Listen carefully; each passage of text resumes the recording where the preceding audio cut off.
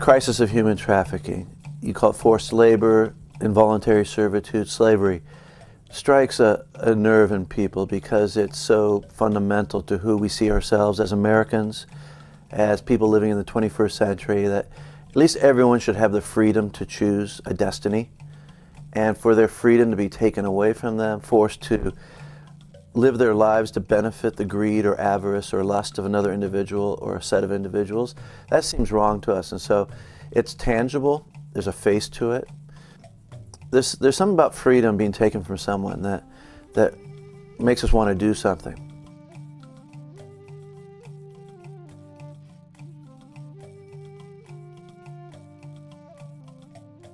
I think it's our methods, our process.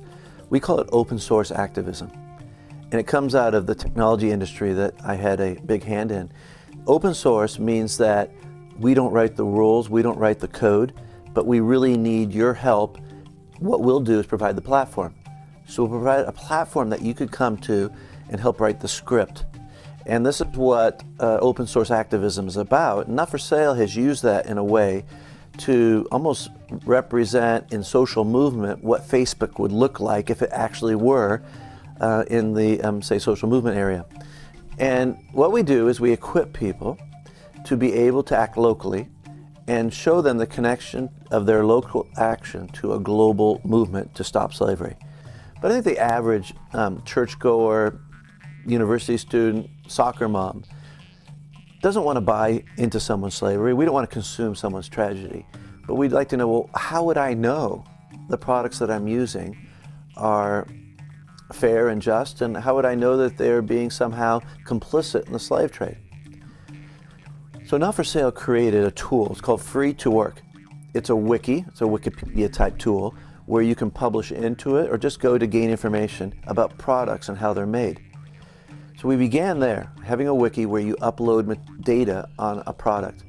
We then went to companies and we invited them to be free to work companies. And so if a company pledges that they would not use forced labor wherever they operate in the world, whether it's in the extraction of a resource, in outsourced labor, or their own operation, then we say, look, part of that pledge is that you will be transparent and you will allow investigators to go and document how your product is made. We train then in an academy those investigators.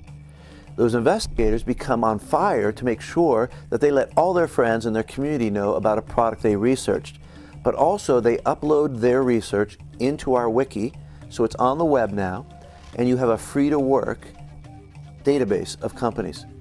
Now that was terrific. But how you build a social movement, that's what we're trying to do successfully, is strategically look at a 25-year goal of ending slavery. What would we need to do in the next 15? What would we need to do in the next 10? You peel all the way back to say, okay, this next year, what tools would we have to create? What networks would we have to build? What people would we have to bring together to actually make a malady like slavery go away? You know, I'd say my favorite project is in Peru.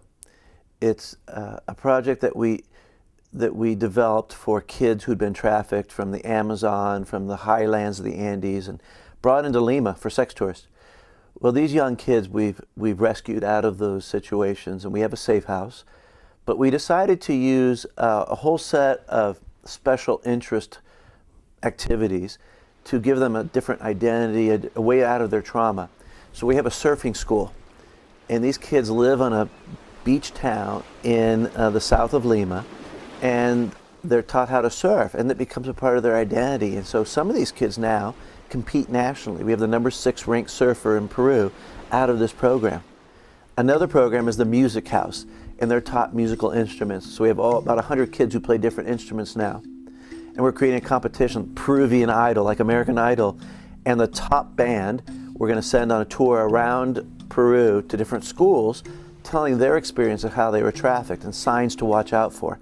So it's probably one of my favorite projects because we've created these avenues for a new life beyond slavery, and it's so inspiring to see these kids then take their destiny and see that there's a real kind of hope and future for themselves.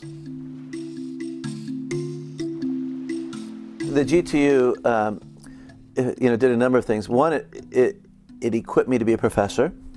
I am a professor at the University of San Francisco, and it surprises people that you can be a professor and be so active in the world. But I use the classroom today as a professor, just as I was equipped to use it as a student at the GTU. I was working in Latin America in social justice at the time when the Jesuits were killed. I was down there. Right after Romero was assassinated in El Salvador, I was there. I would go down to El Salvador and Guatemala working in human rights and economic justice. I would come back to Berkeley. I'd be working with my advisors, writing my PhD. I go back to Latin America. Well, I teach that way now. I go to China, I'm working in human trafficking or in some kind of social venture work. I'll come back to my classroom and I'll say to my students, look, this week I experienced this. Given what we've read, given what we talked about, help me unpack that. So the classroom becomes a laboratory. It doesn't become this kind of arid place where you do theoretical construction. It becomes a place that you do active theoretical construction based on real experience in the world.